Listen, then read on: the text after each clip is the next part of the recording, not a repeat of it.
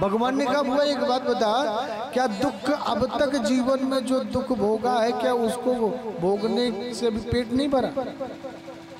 यदि कुंती के जीवन में प्रवेश करें तो जानते हैं कुंती का जीवन थोड़ा सा संक्षिप्त तो सुन लीजिए, विस्तार तो नहीं कर सकते क्योंकि समय का अभाव है।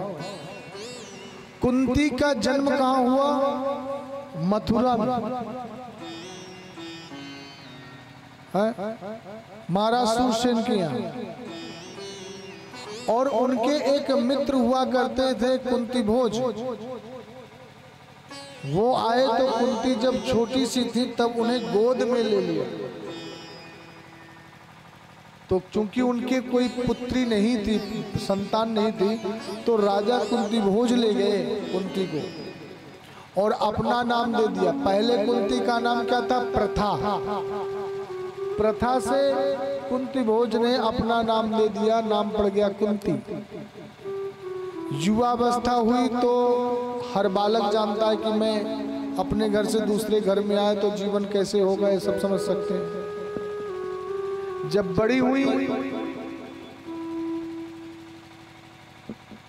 तब विवाह का योग आया। विवाह से पहले एक बार संत की कृपा,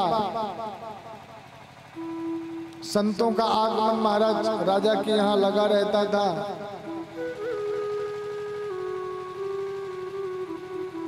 तो एक बार परशुराम जी का आना हुआ। उन्होंने कुंती को कहा कि बेटी तुम्हारे जीवन में आगे जो घटना घटने वाली है वो कुछ बहुत ही संघर्षमयी है, इसलिए एक मैं तुझे मंत्र देता हूँ, जिस देवता को चाहोगी वो देवता तुम्हारी इच्छा की पूर्ति करने आएगा। तो यहाँ उस मंत्र की परीक्षा करने के लिए कुंती मैया ने एक बार सूर्य नारायण का आवाहन किया। सूर्य नारायण ने कहा मैं अब बिना पुत्र दिए आपको जा नहीं सकता। कुंती मैया ने कहा सरकार अभी तो मेरा ब्याह भी नहीं हुआ, लोग क्या कहेंगे। कुछ भी हो पर लेना पड़ेगा। तुम भगवान भुवंश मारकर सूर्य नारायण की कृपा से कुंती मैया को एक पुत्र रत्न की प्राप्ति हुई जिसका नाम कर्ण हुआ। अपितु कर्ण को फिर मेरे ऊपर कोई लांछन ना लगे, दोष ना लगे, इसलिए जल प्रवाह कर दिया।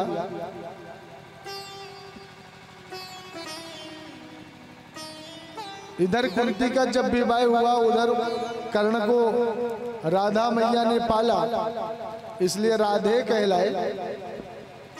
पर इधर जब कुंती का विवाह हुआ तो ऐसे व्यक्ति से हुआ जो पीलिया रोग से पीड़ित था, पांडु। और विवाह हुआ भी तो उसमें ये सुख नहीं है। पांडु को ये श्राप लगा हुआ है कि सहवास की कामना से यदि पत्नी के पास जाओगे उसी क्षण तुम्हारी मृत्यु हो जाएगी। कुंती मैया से एक छोटी पांडु की पत्नी और थी जिनका नाम था माद्री। जब उम्र निकलने लग गई तो महाराज पांडु ने कहा देवी किसी संत के यहाँ जाओ और वंश चलाने के लिए पुत्र की उत्पत्ति करो, पुत्र प्राप्त करो। पहले का समय था कि यदि किसी के पुत्र नहीं होता था तो वो संतों के द्वारा संतों से प्रसाद रूप में पुत्र प्राप्त करते थे। कुंती मैया ने कहा महाराज मेरे पास संत की कृपा से मैं देवताओं से वर प्राप्त कर चुकी हूँ कि मुझे जब पुत्र की प्राप्ति करनी होगी तो मेरी मन की इच्छा करने के लिए जिस देवता को मैं बुलाऊंगी वो आकर मेरी इच्छा की पूर्ति करेगा। तो महाराज कुंती ने धर्मराज का आह्वान किया जिसके द्वारा धर्मराज युधिष्ठिर उत्पन्न हुए। इंद्र का आह्वान किया जिसके द्वारा अर्जुन की उत्पत्ति हुई। और माद्री के लिए महाराज अश्विनी कुमारों का आह्वान किया जिससे नकुल और सहदेव की उत्पत्ति हुई। प्रेम से बोलिए राधे राधे। सोचिए जिसका पूरा जीवन संघर्ष से घिरा हो, वो आज भी भगवान के सामने क्या मांग रही है? दुख। उसमें भी एक बार पांडु महाराज अपने आप को बस में ना कर पाए, माद्री के कक्ष में गए तो वहीं उनकी अकाल मृत्यु हो गई। माद्री ने कहा, बहन मेरे कारण मेरे पति का स्वर्गवास हुआ है, इसलिए मैं अपने पति के साथ सती होने जा रही हूँ। तो माद्री तो पांडु महाराज के साथ सती हो गई, बची कुंती। कुंती अकेली विधवा, 5 पुत्रों का पालन पोषण, उसमें भी धृतराष्ट्र के 100 पुत्र 24 घंटे नजर टिकाए बैठे कि किस समय हम इन 5 को समाप्त कर दें।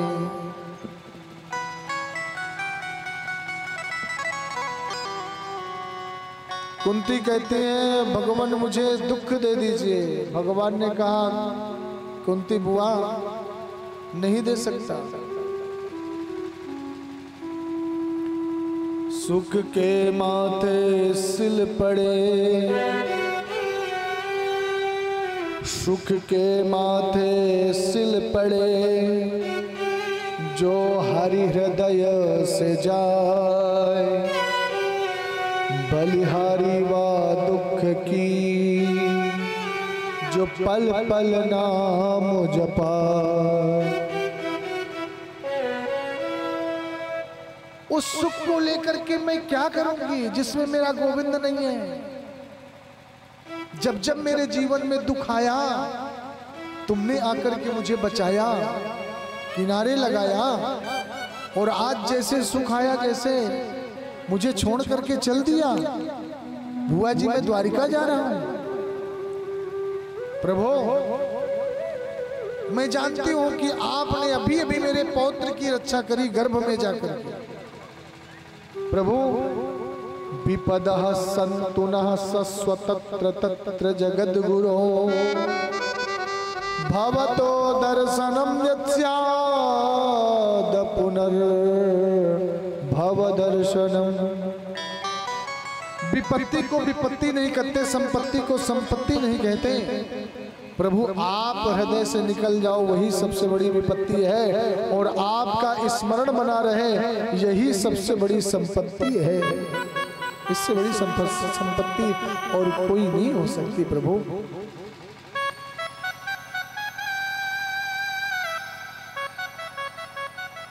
भगवान ने कहा, तो बुआ जी ऐसी बात है तो आज हमारा जाना कैंसल, नहीं जाएंगे।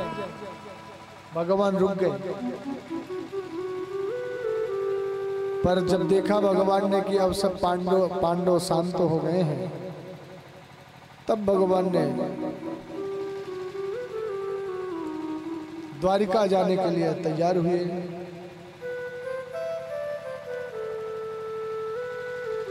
द्वारिका प्रभु गए,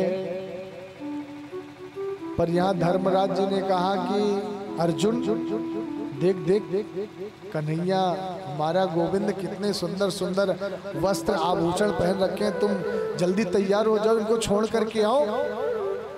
तो भगवान के साथ में आज द्वारिका अर्जुन भी गए सज्जन। और अर्जुन जब वहां गए तो जब अर्जुन वापस आते तब तक तो अर्जुन के देखते देखते सारे यदुवंशी एक दूसरे से युद्ध करके समाप्त हो चुके थे। जब अर्जुन वापस आए, धर्मराज युधिष्ठिर को मालूम पड़ा, तो धर्मराज युधिष्ठिर के सहित सभी पांडव यहाँ जिस बालक की भगवान ने रक्षा करी है, तो उस बालक का जन्म हो गया इंद्रप्रस्थ में, जिसका नाम विष्णुरात पड़ा। एक बार भगवान द्वारिका से, जब द्वारिका में भगवान को मालूम पड़ा, तो भगवान एक बार वापस आए उस बालक को देखने, क्योंकि उसी बालक का नाम ब्राह्मणों ने परीक्षित रख दिया। क्योंकि भगवान जब वापस आए तो वो बालक जन्म लेते ही पालथी मारकर बैठ गया और चारों तरफ ढूंढ रहा था कि जिसने मेरी रक्षा करी है वो कहाँ है। ब्राह्मणों ने कहा ये उसी को ढूंढ रहा है जिसने इसकी रक्षा करी है। मेरे गोविंद आए, बालक किसी की गोद में जाकर नहीं हंसा, पर प्रभु ने जब उस बालक को लिया तो खिलखिला करके हंसा। उस बालक का नाम पड़ा परीक्षित। भगवान जब आज द्वारिका में सुंदर सुंदर वस्त्र देकर के जा रहे थे, तब धर्मराज युधिष्ठिर ने अर्जुन को भेजा साथ में द्वारिका। और जब द्वारिका अर्जुन आए तो इस बार अर्जुन के देखते देखते सभी यदुवंशियों का संहार हो गया, एक दूसरे को मारकर समाप्त हो गए। अर्जुन वहां से जब आए, धर्मराज युधिष्ठिर को मालूम पड़ा, सीधे स्वर्गारोहण कर गए। इधर बालक जो अभी जन्म लिया था, कुल 5 वर्ष का हुआ था, उस बालक को राज्य गद्दी में बैठाल दिया। और धर्मराज ने कहा, पुत्र एक बात हमारी याद रखना, कभी कोई शरण में आ जाए तो उसे क्षमा कर देना, और कभी किसी संत का अपराध मत कर देना। 2 चीज याद रखना। पांडव तो चले गए, स्वर्गारोहण कर गए, सब तो बीच में समाप्त हो गए, अंत में केवल धर्मराज युधिष्ठिर गए। इधर परीक्षित राजा सम्राट हुए, और राजा जब बन गए राजा परीक्षित सप्तद्वीप वसुंधरा के सम्राट हुए, तब राजा परीक्षित एक बार आखेट करने के लिए वन में गए। वन में जा रहे थे तो मार्ग में देखा कि कोई काला काला विभत्स चेहरे वाला गाय को डंडे से मार रहा था। परीक्षित ने कहा, इस दुष्ट को छोड़ूंगा नहीं। हाथ जोड़कर सामने खड़ा हो गया, सरकार मुझे मत मारिए, मैं 10 दिशाओं में जहां भी देखता हूं मुझे आप ही नजर आते हैं, इसलिए क्षमा करना। मैं हूं कली, मेरा युग है, मुझे कुछ स्थान दे दीजिए जिसमें मैं रह लूंगा। राजा परीक्षित ने 4 स्थान दिए। द्यूतम पानम स्त्रिया सोना यत्रास धर्म चतुर्विधा। जहां जुआ खेला जाता है वहां कली का वास होता है। पानम, जहां मदिरा का सेवन करते हैं वहां कली का वास होता है। जहां वैश्यागामी पुरुष रहते हैं वहां कली का वास होता है, और जहां हिंसा होती है वहां कली का वास है। कली ने कहा, सरकार कोई ऐसा स्थान दे दीजिए एक अच्छा सा कि मैं अपने मित्रों के साथ बैठ पाऊं। तो जाने राजा परीक्षित के मन में कहां से आया, और राजा परीक्षित के मुंह से निकल गया कि जाओ तुम्हारा वास सोने में होगा, स्वर्ण में। स्वर्ण में वास करने की अनुमति राजा परीक्षित ने दे दी। अब राजा परीक्षित के सर में जो मुकुट था वो भी स्वर्ण का था। कली को चांस मिल गया, और सज्जनों वो कली जाकर के राजा परीक्षित के मस्तक में बैठ गया। उसी समय राजा परीक्षित अखेट करने के लिए जंगल में गए। जोर की प्यास लगी, सामने संत का आश्रम दिखा, गए तो श्रृंगी ऋषि का आश्रम था। वहां जल की याचना करी। ऋषि की समाधि बिल्कुल सिद्ध थी, सच्ची समाधि थी, समाधि टूटी नहीं। राजा के मस्तक में कली का असर था। राजा ने वहीं एक मरा हुआ सर्प पड़ा था, श्रृंगी ऋषि के गले में डाल दिया, समीक ऋषि के गले में डाल दिया और चले गए। समीक ऋषि का पुत्र है श्रृंगी, जो बालकों के साथ गंगा नदी में स्नान कर रहे थे। कुछ बालकों ने जाकर के बताया, श्रृंगी तुम्हारे पिता के गले में राजा ने मरा हुआ सर्प डाला। श्रृंगी को बड़ा क्रोध आया, वहीं हाथ में जल लिया और श्राप दे दिया, जिस किसी राजा ने मेरे पिता महाराज के गले में सर्प डाला है, मैं उसे ये श्राप देता हूं कि आज से 7वें दिन उसी सर्प का पूर्वज तक्षक उस राजा का दंशन करेगा और उस राजा की अकाल मृत्यु हो जाएगी। बाणी रूपी वज्र चला दिया। श्रृंगी पिता के पास आए, पिता की समाधि के लिए पिता ने सोचा कोई संत है, विनोद किया होगा, सर्प को निकाल करके फेंक दिया। श्रृंगी को रोता देखा, गले से लगाया, बेटा क्या हुआ? श्रृंगी ने सारी बात बता दी। समीक ऋषि ने कहा पुत्र तूने जो किया बहुत गलत किया, ऐसा राजा अब भारत देश को नहीं मिलेगा। उसी समय समीक ऋषि ने अपने शिष्यों एक शिष्य को बुलाया जिसका नाम था गौरमुख। गौरमुख नाम के शिष्य को बुलाया और बोले जाओ राजा परीक्षित को बोलो कि 7 दिनों में उसे मरने का श्राप लगा है, अपने बचने का कुछ उपाय कर सके तो कर ले। गौरमुख नाम के शिष्य ने जाकर राजा से कहा और राजा जैसे अपने महल में पहुंचा, मस्तक का मुकुट उतार करके रखा, बुद्धि सही भई। राजा ने कहा हे प्रभु मैंने ऐसी गलती कर दी, आज एक संत का अपराध कर लिया, मुझे मर जाना चाहिए, मेरे ऊपर बिजली गिर जाए। उसी समय गौरमुख पहुंचा और बोला राजन मेरे गुरुपुत्र ने तुम्हें 7 दिन का समय दिया, यदि कुछ उपाय कर सको तो करो। राजा ने कहा तुम्हारे गुरुपुत्र ने अच्छा नहीं किया। अरे मैं इस शरीर को 7 सेकंड रखना नहीं चाहता, 2 पल नहीं रखना चाहता, तुम्हारे गुरुपुत्र ने ऐसी कृपा क्यों करी? मैंने सत्य का अपराध किया तो मैं अभी अभी मेरे ऊपर वज्र गिर जाए और मैं मर जाऊं, पर तुम्हारे गुरुपुत्र ने मुझे 7 दिन दे करके बहुत बड़ी कृपा करी, उसे इतना बड़ा एहसान मैं उनका कैसे नहीं चुका पाऊंगा। राजा परीक्षित ने उसी समय अपनी पत्नी के पास गए। राजा परीक्षित की पत्नी का नाम था सज्जनों इरावती। इरावती पुत्र का नाम था जन्मेजय। छोटे से बालक जन्मेजय को लेकर के सिंहासन पर बैठाला और बोले पुत्र अब तू इस यहाँ का राजा, आज से मैं चलता हूँ। इरावती से राजा परीक्षित ने कहा देवी आज मैं तुम्हें वो सत्य बता रहा हूँ जो भूतो न भविष्यति, कभी नहीं सुनोगी। क्या? राजा परीक्षित ने कहा देवी 7 दिन के अंदर स्वयं साक्षात नारायण मुझे मार नहीं सकते,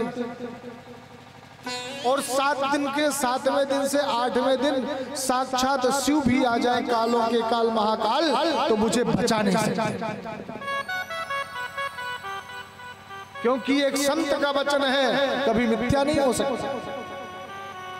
राजा परीक्षित ने उसी समय अपने वस्त्र आभूषण अलंकार उतार कर फेंक दिया और चल दिए। केवल कुछ कमंडल भी हाथ में नहीं है, वन की ओर जंगल में जाकर बैठ गए एक सरोवर के किनारे। बड़े बड़े संतों का आगमन शुरू हुआ। संतों ने कहा महाराज हमने सुना कि आपको श्राप लग गया है। राजा परीक्षित ने कहा सरकार मुझे श्राप नहीं, मुझे तो वरदान मिला है। यदि श्राप लगा होता तो आप जैसे संतों का आगमन कैसे होता? इसका मतलब है कि आज तो मुझे वरदान मिला हुआ है। संतों ने कहा क्या करें? राजा परीक्षित ने कहा गुरुदेव यदि कुछ करना चाहते हैं तो केवल एक ही बात बताइए, म्रियमाण पुरुष को क्या करना चाहिए? केवल यही पूछना चाहता हूं। जल्दी मरने वाले को क्या करना चाहिए? संतों ने कहा क्या बताएं? यदि आपके लिए महामृत्युंजय का जापन करे तो महामृत्युंजय का जापन कम से कम 11 दिन में होता है, और आपके पास 7 दिन नहीं हो सकता।